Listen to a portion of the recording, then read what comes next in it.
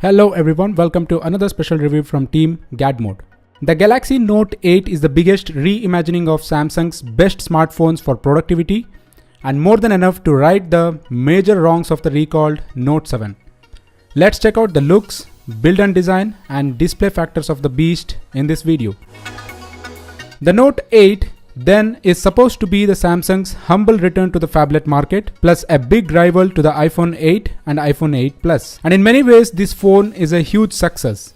With a gorgeous design, incredible 6.3-inch screen, great software and excellent stylus, there's very little not to like here. In fact, the only big concern we have is that this phone's battery life might not be long enough for heavy users. While we start with the build and design review, you might be thinking, why buy this instead of the 6.2-inch Galaxy S8 Plus? The extra tenth of an inch doesn't really matter, but loyal Note fans adore the S Pen functionality. Power users are going to benefit from the 6 GB of RAM.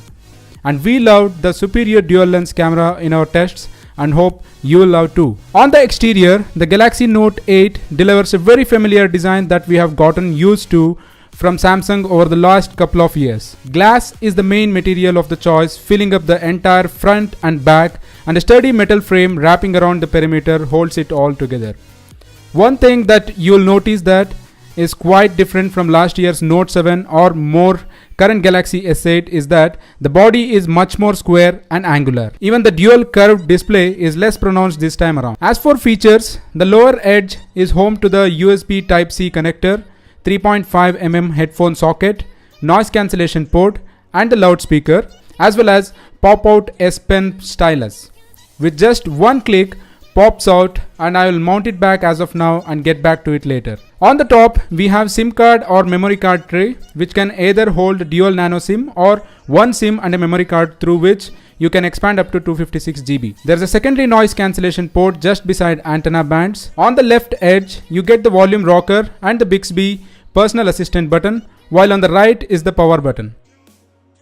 Samsung has at last adopted the dual cameras, and that's one of the bright stars. The camera module on the rear comprises of two sensors behind two lenses, an optical heart rate monitor, LED flash and a fingerprint scanner. I'll save the fingerprint scanner for later, but I'll say right here that on a phone this size, this is most certainly the wrong place for it and is almost impossible to reach when pulling the phone out of your pocket. However, there's nothing to worry as there are alternatives which Samsung has provided for unlocking phone, which we will see in our further reviews. Coming to the front, there's a front-facing camera and iris scanner inside the top bezel along with earpiece and an LED notification light. On the bottom, there's nothing visible, although the lower portion of the screen is actually a pressure-sensitive home button that can be used to wake the phone. Its 6.3-inch screen might sound like a nightmare for the small-handed.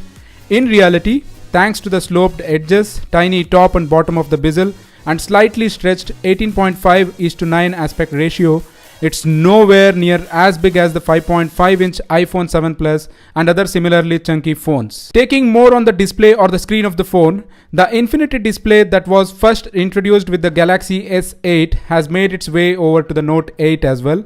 This means super thin bezels on all sides and a screen that takes up almost the entire front. The thinner bezels allows Samsung to fit in the largest screen we have ever seen on a Galaxy Note, measuring in at 6.3 inches, but with an 18.5:9 aspect ratio, the screen is much taller than it is wide.